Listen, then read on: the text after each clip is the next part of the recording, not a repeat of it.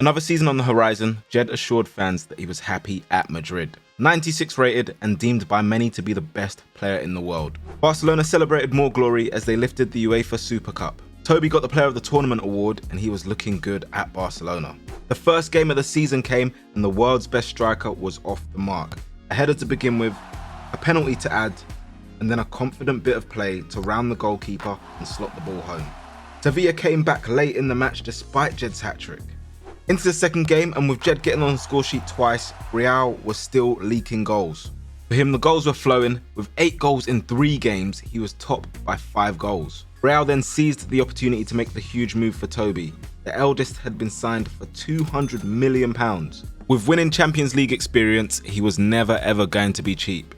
England duties and the goals didn't cease. Scoring all types of goals, Jed was really proving his worth. He then got Player of the Month #1 for the season, and it probably wouldn't be the last. 97 rated and clear of anyone in the football world, surely the Ballon d'Or had to be his. Anything less would be a robbery. In the Champions League, it was off to a bad start, 1-1 against Inter Milan. Las Palmas felt the full effect of this elite Real Madrid strike force. Jed on the score sheet with big bro Toby opening his Real account. From then on, it was a snowball effect, dispatching Sociedad 3-0. With all the goals flying in, Real lay third in the table, below both Barca and Atleti, who were top. The next game, the El Clasico. 2 players returning to their former stomping ground and an important 3 points on the line. So many special players on the pitch, the fans were in for a spectacle. Jed was eager to put his stamp on the game, and he did, with a thunderbolt that rocketed past Ter Stegen, giving him no chance. Darwin Núñez found himself 1-on-1 but failed to score. Real held on at the Camp Nou and took the first El Clasico of the season. Following the game, Jed praised his teammates and said that no one could stop Madrid. Back in the UCL, they now had Celtic to beat. Needing to kickstart their campaign, a win was a must. Jed laid the ball to Toby and, as sweet as ever, a Trivela. From provider to finisher, 2-0 Madrid. Results were like a roller coaster for the Galacticos, up and down. A steady flow of goals coming from Jed, but still, the results weren't great. The most notable in the Champions League against Salzburg. Barcelona were 5 points clear, and despite Real Madrid's star-studded team, there was something definitely missing. Jed told the fans to calm down after scoring against Girona. This angered them as Real still failed to win. Toby was asking questions of the players, saying that they couldn't continue like this. Jed was already on 22 league goals by this point and was projected to break the league record of 50 goals, still held by the all-time great Lionel Messi. The eldest brother decided to take things into his own hands, giving the Galacticos a lead at Osasuna. Jed followed suit and Real got their comeback result. After the game, Toby was overjoyed and demanded that the level didn't drop. From revenge against Salzburg to the total decimation of Celta, the machine was up and running, bringing Jed another Player of the Month. With such performances, many were asking if Jed was the best thing since Messi and Ronaldo. Some questioned if he was even better. Attention turned once more to the Champions League and Inter Milan were up next. Was revenge on the cards? Real knew a win would get them into the next round, but could they do it? Unfortunately, they fell short, losing 3-1. The graph of Madrid's form continued to fluctuate and the players were unsure why. Some questioned if Ancelotti was still even fit enough for the role. A shock exit from the group stage was looming. Real had to beat Celtic. Off to a fast start, the best player in the world stepped up. Ancelotti was over the moon. Brimming with confidence, the striker showed more of his quality by doing this. Inter had also taken the lead in their game against Salzburg. Madrid ran away with it and got the expected result. The Real fans were witnessing greatness. Jed was different. Manny and Toby felt like their job was almost done. They knew from where they came from to now, Jed was the best.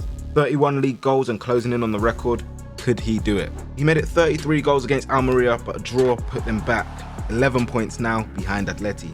It was that time and people were questioning who the best players in the world were. Marquinhos and De Ligt were nominated for Defenders of the Year. Bellingham was also nominated in the midfield, but would Jed make the cut? Everyone wanted a piece of the potential Ballon d'Or winner. A huge interview where he was asked what he thought of his chances of winning. He responded saying, "If I don't win, it's simply a disgrace." The Forwards of the Year shortlist was out and Jed was nowhere to be seen.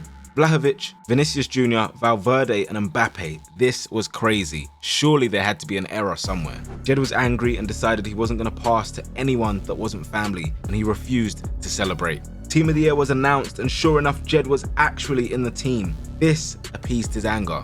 The Super Copa final and El Clasico, a hugely anticipated game, and no one wanted to miss this. Two of the brothers returning to face their former club once more, and Jed found Toby in space, and he would give Los Blancos the lead. A neat finish. The mistake at the back saw Barca continue to crumble as Jed doubled that. Ancelotti was pleased with what he was witnessing. Xavi, on the other hand, wasn't, and he called upon ex-Liverpool striker Darwin Núñez.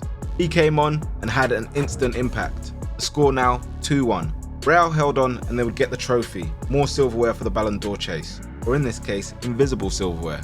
Back to La Liga, and it was another match ball for Jed to take home. Real still though 11 points off Atleti. Barca made a statement of intent and signed two major French stars, Mbappe and Upamecano. Jed took this personally and he bagged 4 goals against Sevilla in the cup. Despite that, Real crashed out unexpectedly in the next round, 3-1. Rodrigo left for Spurs and Marquinhos left for Arsenal. Meanwhile, Madrid brought in Kudus. Real dropped to 4th in the league after defeat to Sevilla. Title hopes were finished. With the league out of the window, the brothers and Real Madrid turned their attention to the Champions League. It was time for a rematch against AC Milan. Real won out last year. Could they do it again? They disposed of their opposition in the first leg 4-1. Following on from this, Jed bagged himself Feb Player of the Month, noted to be his 3rd of the campaign. Second leg against Milan, and despite Jed getting on the score sheet, Milan were fighting back. It took a late goal from the main man to get his team through. The draw saw Real Madrid against Liverpool. The two had history. Jed was now 99 rated and 1 goal away from leveling Messi's record. He did just that with a superb finish against Betis. The season was almost over, 9 games left and 12 points behind. Real had to face their fierce rivals Barcelona once more. Jed scored the first, but his nemesis Mbappe equalised. Real Madrid continued to knock, but Barca stood strong. Late in the game, Manny locked eyes with Jed and found his brother's run. What a sweet way to break Messi's record. Real took all 3 points. Champions League duty, they were out to right their wrongs. They crashed out in the semi-final last year. This year, they had to go all the way. They had undoubtedly the best player in the world. Surely that counts for something. He proved that with a left-footed hit that no goalkeeper could save. Liverpool clawed it back, making it 1-1. Liverpool fan Manny gave Real the lead. What a story that was, 2-1. Jed then made it 3, but they wouldn't go down without a fight. The match was finished off and ended 4-2. The game was in the bag at Anfield, or so they thought. Liverpool fought back and the game went to penalties. Salah missed the first shot, Liverpool missed again, and then Vinicius Jr. had the honours of giving the Galacticos a path through. 2 goals from Jed made the title race interesting. Real Madrid had been tied with PSG in the next round of the Champions League. Manny led the team out of the tunnel as captain, but could he lead them to victory? In the second half, with the score locked level, Manny got in behind. After a pinpoint pass from Jed, he beat Rudiger to the ball and volleyed it home. A toothless performance from PSG saw Real take the first leg. Jed, in fine form, hit a brace to help Real beat Espanyol 3-1 and a much-needed win. 90 minutes away from the final in the capital of France. What was going to happen? Toby gave the visitors the lead, 1-0 Madrid. Lisandro Martinez got sent off and PSG were able to get back into the game. Down to 10 men on the counter, goal scorer, turning provider, big bro found little bro, and he had the chance to send Real into the final. Rudiger on his back and chasing him down, the young man kept his cool. The team of unbelievable talent were finally starting to live up to it. Ancelotti was elated. 6 points off the top. Could Real Madrid complete a miracle? Rain pouring down against Getafe, Jed turned up with yet another 2 goals. 3 points behind rivals Atleti, but they had a game in hand. Jed now had 88 goals for the season from 51 games. Scoring all manner of goals, he then put Celta to the sword with a hat-trick. The league, however, was out of their hands. 2 hat-tricks in a row, but Real fell short, drawing the game 4-4. Atletico Madrid were crowned champions. For Jed, he had reached 70 league goals, blitzing the previous record. On the final day of the season, an end-to-end match against Las Palmas, and Real Madrid suffered a huge confidence blow. Jed, however, would get his 2nd Player of the Year award in a row. He then set his sights back on the Champions League final, against the team he supported as a boy, Manchester United. Looking sharp in the warm-up, he was ready to go.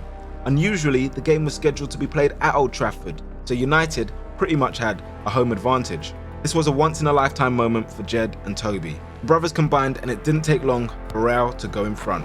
Who else but Jed? Anthony got the home side level with an outside-of-the-boot strike. The game became very cagey and Ancelotti looked worried. Bellingham and Toby with the 1-2 restored the lead, 2-1 Madrid. Lautaro Martinez, who broke Jed's heart at Porto, set out to do it again, 2-2. Manchester United were then presented with a game-winning opportunity, but for a world-class save from Courtois to deny Rashford. Jed and Manny discussed what they had to do to win the game. It was going into extra time and they needed something special. Late into the first half of extra time, a through ball to Jed and a delicate chip. Despite the defender's best efforts, it was now advantage Real Madrid.